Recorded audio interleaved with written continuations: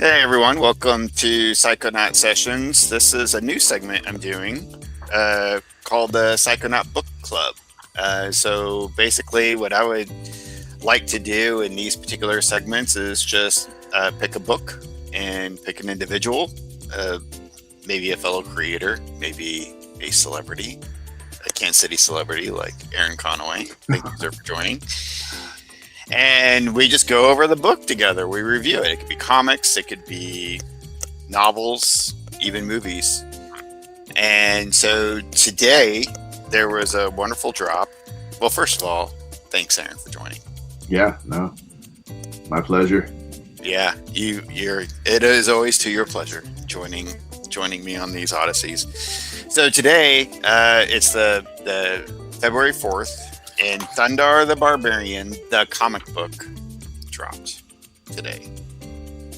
So I was really excited. I wanted to pick this up. For those that do not know, Thundarr the Barbarian is I'm finding it is not as well known of a cartoon as really it should be. It really should be like the most well-known cartoon ever.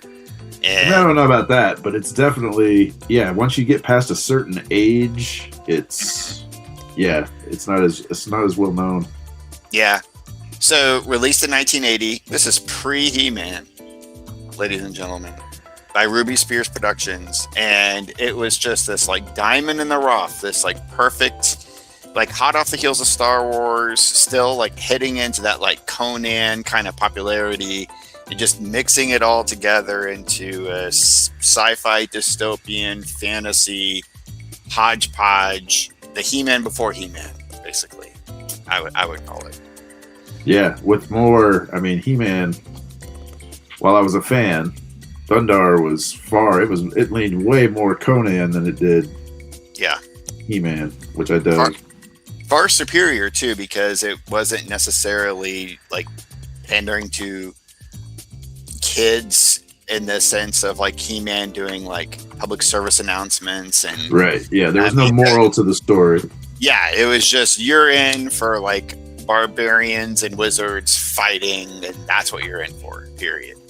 Yep. So the background behind this is like really amazing because like three of some of the greatest creators of all time were seminal in the writing and the design of these characters in this show. So we got Jack Kirby, who did primarily the designs of the characters. And if you don't know who Jack Kirby is, just what are you doing watching this channel? Yeah, leave. Alex Toth, I believe was responsible for a lot of the backgrounds and like designing some of even the machinery and other things. And then Steve Gerber of Howard the Duck fame was one of the primary writers. So that's like the three wise men. That's like the holy trinity of classic, amazing comic. It's got some intense creators in its DNA. That's for sure. Yeah, for real. So the whole concept is it's in the year 1994, a comet swings past Earth and destroys the moon and takes Earth's atmosphere with it. I guess. Yeah. Which bummer. Yeah, causing a dystopian nightmare to unravel on Earth. And then the thing I always thought was hilarious is that the story takes place 2,000 years later. Right. Which is hilarious because you see like cars and things that like should not have existed just sitting as if they were abandoned like, maybe 20 years ago. Right. But so that's always kind of a fun element. But the show is just basically Thundarr and his companions Ukla and Ariel just roaming the countryside, fighting wizards and helping free human beings from being enslaved or trodden upon by mutants and all these other like weird warlord type figures that have taken over this dystopian landscape. Lots of wizards. Yeah, really cool stuff.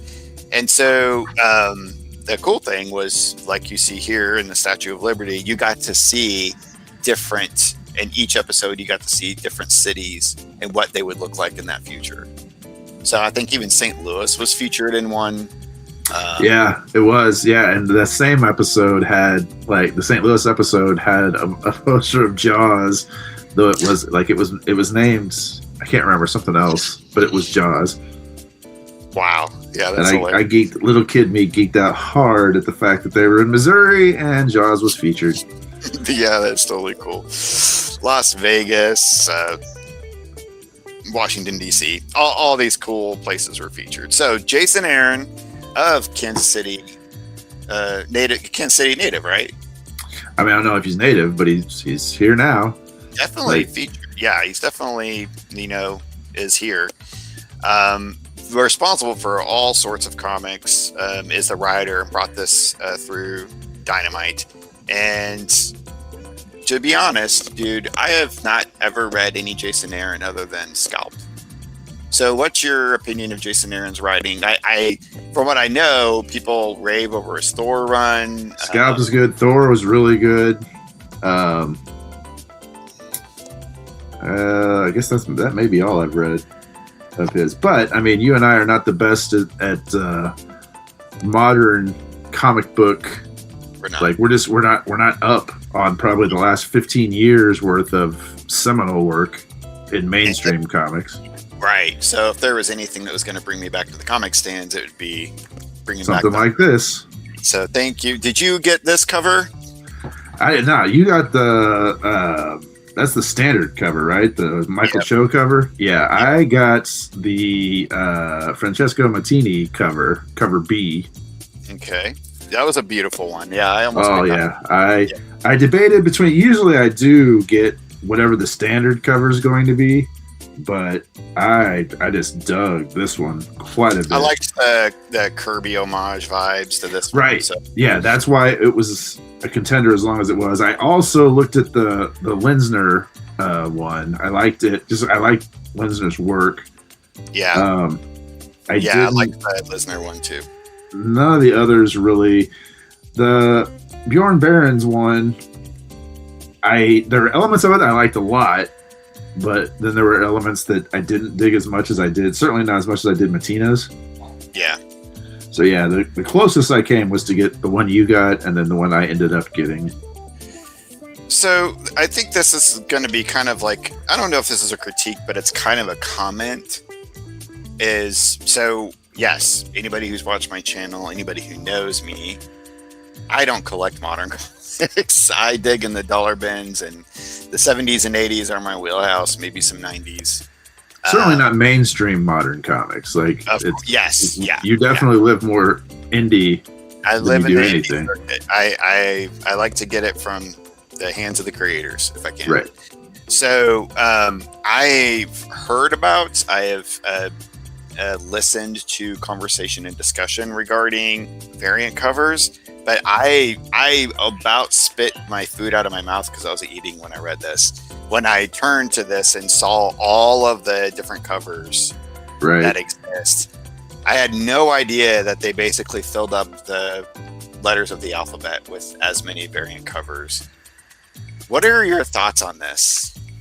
I mean, it's come back in full force. Like we went through it in the speculation era, right? And then it seemed to go away, but then it came back even when I was still collecting in like the late aughts of like variant covers, and even in getting into chase covers where you'd be variant, but there'd be like 4 different ones, and the 4th one was retail only, and it was the one that was chasing. This is a whole other level of, I mean, clearly it's back tenfold in popularity that it was when we were younger. Which, I mean, whatever. That's fine. I've never been a got to have all the covers or get the chase cover guy, but clearly there's a market. Well, I've listened to some people criticize this venture because it does herald to the speculator boom, which basically, pushed towards the downfall of the comic market in the 90s because, it's just spectacle, that like drives those numbers. So then with each issue, they keep having to drive those types of numbers again, but you never will. You'll never reach that level of like collectability, so it tends to cause series to basically deflate. I'm not as familiar with the modern comic market in terms of how well things are doing, especially I would consider this like an indie book. I would consider Dynamite kind of, it's mainstream-ish, you know, but it's not like Marvel, DC, or Image. No, but I mean, they've certainly got some pretty potent IPs. Yeah, that's true. And looking that's at true. the ads, I mean, I don't know, you know, for all I know, they've had more and lost some. I have no idea. But I mean, Supernatural and Thundercats and Yeah. Well, Umbrella and Red Sonja, like, yeah, I mean, they've got some IPs. I'm weary about this. It kind of irks me a little, in the sense that I'm just worried. I'm worried that this isn't like a sustainable model. It's cool, it's fun, but also this is a little much. I'm okay with like 1 or 2 variant covers, but this is crazy. I don't even understand what that is about. Like, who are the people that gets, you know, some of these things? But anyway, that's just me. I mean, since we're literally just dipping a toe back into modern, like, okay, I'll speak for myself. Since I'm literally dipping a toe into it, I don't really have a stance here. Like, I haven't been in mainstream comics for over a decade now, so I mean, whatever. As far as this goes, like, this IP it made me go out to my local comic shop and pick up issue 1. So sure did. So we got Jason Aaron as writer, Jorge Sutil as colorist, Kewber Baal as artist. I'm gonna say that is the coolest last name ever. Yeah. Taylor Esposito as letterer, Michael Cho as the primary cover artist. I do really love this. You got the Statue of Liberty, which was like a prominent kind of like featured thing in the show. It hits all the elements, the whole Jack Kirby vibe, like 100% beautiful. One of the covers was this one, but it was like all glossy, and I almost got it, but then I was like, that would probably like on the camera. And plus, it would have totally been rough here. Yeah. But then they had the metallic one there too, at Elite Comics, which is where we bought these today. Yep. Since that was the only store in town that had copies, evidently. Yeah, props to Elite Comics in Kansas City. Well, Olathe. Are they Olathe or Overland Park? They may be Overland Park. Metro. Kansas City Metro area. I mean, really, they've never not had something in stock when I wanted to go find it. So props to them. Right. You get a little bit. Oh yeah, go ahead. Sorry, no, we talked about Jason Aaron, but are you familiar with Baal, with his work? Nope, not at all. Yeah, this is my first, and I mean, this is another instance where, you know, it may be because we're out of touch with modern collecting. So for all I know, maybe he's everywhere, but this was my intro. Yeah, same. And I liked the artwork. I liked the writing to a certain extent. The coloring was beautiful. I thought Jorge did a wonderful job. The lettering was fine. It wasn't anything huge. Nothing really stood out to me. The opening page, I'm not going to go through it in detail, but the opening page, you get that like recap. The comet went past Earth, which I dug. I mean, it did take me straight back to the cartoon with just that little bit of a splash page. Like, this was the world. And this is the backdrop in every cartoon, right? You see the moon shattered, which is the coolest thing ever. Yeah. So, what city do you think that we're in? Well, I know later, I'm assuming this is supposed to be Kansas City, because later, 6 pages later, they're at the Sea of Kansas. So, another city this size, I mean, I don't know if it's supposed to be Kansas that they're at. I have no idea where else it would be if this isn't supposed to be Kansas City. Yeah. Huh. I didn't even catch that. The Sea of Kansas. I didn't even. But yeah, maybe it is. At first, I thought maybe it would be Chicago or something, but maybe you're right. I guess it could be. And the Sea of Kansas is just huge because, I mean, the Earth did get jacked. So yeah. So that was that was one of the first things that I noticed, that like, it's not like distinctly recognizable where the city is, and I was like, that was part of the fun of the cartoon. Is every episode you knew the setting, you know, even a 9-year-old kid would be like, oh, that's Las Vegas, you know. Right.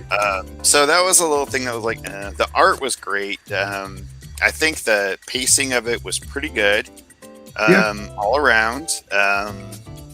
We had like recognizable references to the show in terms of like the particular wizards at play, and just kind of the way the action flowed, where he's like, I gotta save the humans and blah blah blah, and the way kind of Ariel and Ukla just kind of show up, and it's really Thundarr really as the king of the show, right?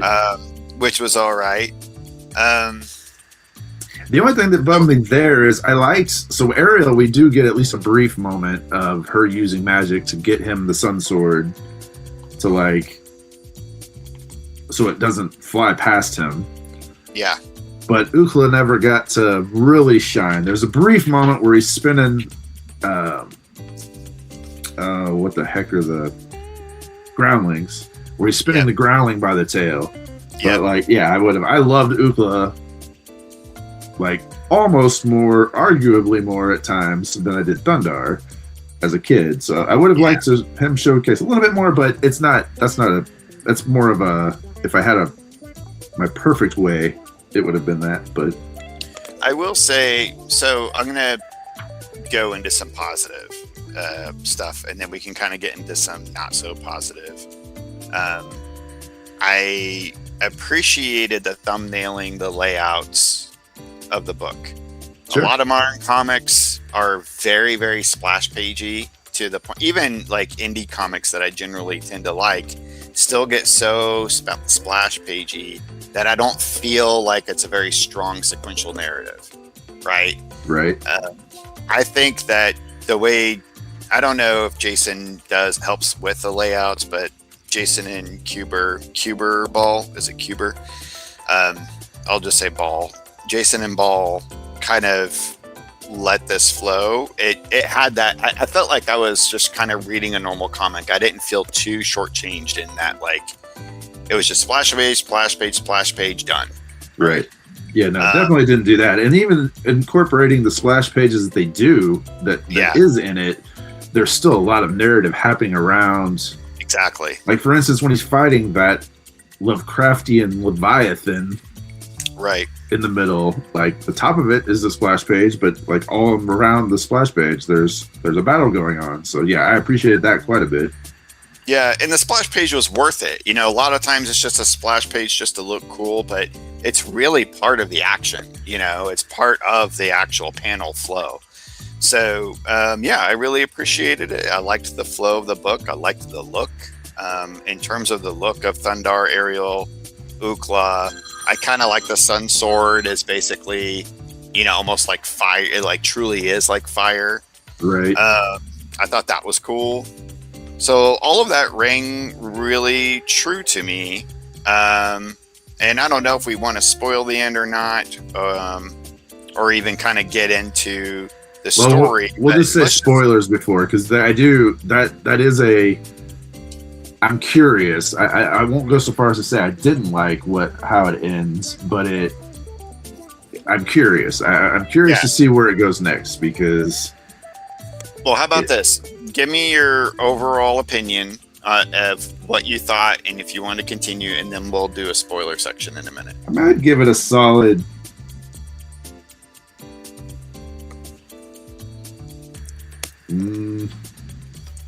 I'd give it a 3.5, maybe even a 4 out of 5. So a B plus? Yeah, actually, I'm there. I'm at around a B if we were going to do grades like that. Yeah, I don't know how you wanted to rate it, but yeah. Yeah, I don't know that it would be a B plus, but it's B enough that I'm interested. I think I might pick up issue 2, and I usually don't go back to pick up modern comics. Right. I mean, I can't. If I parse it apart, I dug the art. I dug the story. It did seem to be, what's weird, because we were just saying that it's paced well, and it is paced well, but there's a lot of information being thrown out as far as like, this is the world, and these are the people, and this is the stance, and so it's paced well, but it still goes fast in what it's sharing. Like, there's just so much information being done. And then when you have the ending, where it's like, whoa, like that's even more information. So that's I think that's kind of my critique in it, but I don't think it's like a Jason Aaron or a Baal thing. I think it's just a modern comic thing. Every time I read an issue, I feel like I'm getting part of an issue. Right. I feel like I'm only getting like either a quarter or half an issue. Right. This one, I actually feel like I probably got about 3/4 of a solid issue. I think I would have liked a little bit more, just a little bit more. I think the ending was enough that would made me go, oh, okay. I think I want to check out. I think I want to check out what the heck's going on here. Right. But I get I get where Aaron he is in a position, because I mean it did get fans of the show like you and I. They're also old school comic fans. Yeah. Into the shop. I mean, we picked it up based off the IP. So I mean, I get having to appease us by showing like all the little Easter eggs worth of like, here all the races are here, everything you recognize from the show. At least here's a snapshot of it. Right. I just kind of wish that it would have been.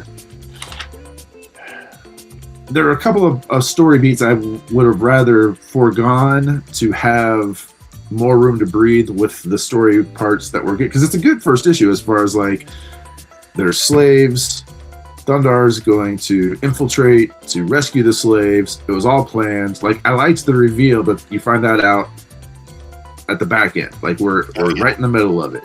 For sure. I liked that. But when it gets into the levels of big bads, because I mean we meet multiple big bad, like basically, you know, you've got the king of the groundlings, and then you meet Gemini, isn't that his name? Right, Gemini.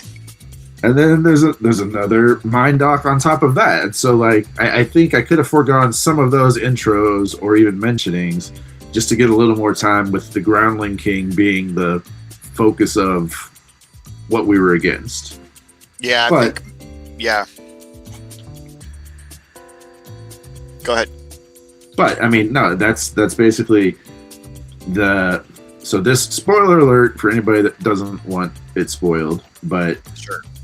The sometime earlier segment where we're seeing that Thundarr is in a situation where he's having to be a gladiator and kill people for entertainment, and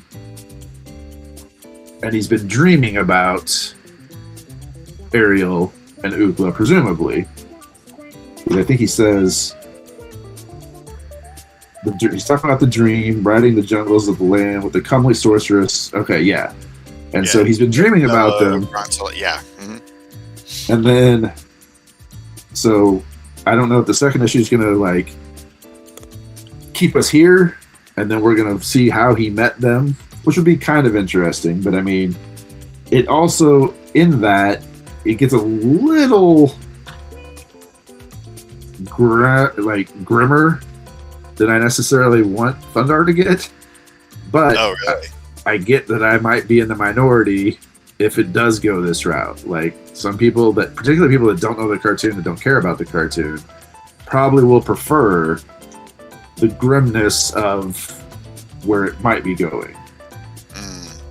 Oh, so you're worried that like maybe this first segment is just like, oh, they're like catering to the cartoon folk. Exactly. Making it nice and light, but the real story is going to be this dark thing that maybe he's dreaming.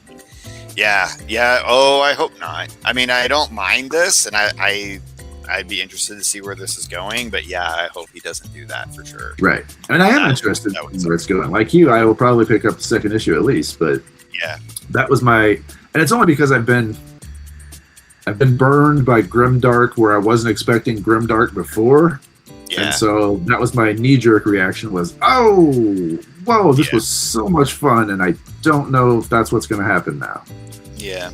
But it's done well enough that I would definitely pick up issue 2. Sure. And see where it goes. I did think it was cool that there was like the Council of Wizards. Yeah. And I always like the fact that in the cartoon, the wizards aren't like, they're not really wizards. They're just people that have learned how to harness technology. Right. And they're called wizards. I love that. But Ariel's the only one that actually does real magic, like actual magic. Yeah. Well, no, they ran across a few sorcerers that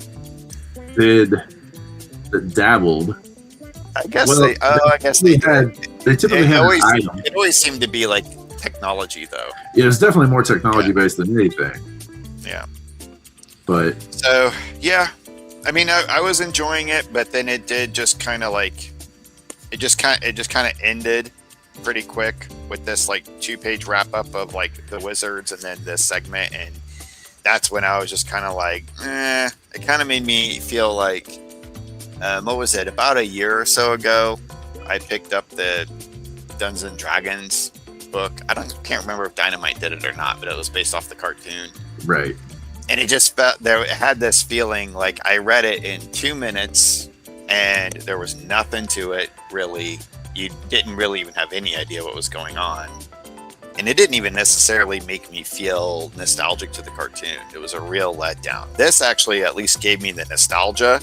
Right. It definitely felt like Thundarr, and the art was beautiful. That's part of the thing about these books is the backgrounds of the cartoons in those days were amazing, right? The setting was a big part, and if like I was going to be really disappointed if I opened up the book and it didn't have like these detailed backgrounds and like you're just like you feel the world, right? You didn't feel that in a Dungeons and Dragons comic, so.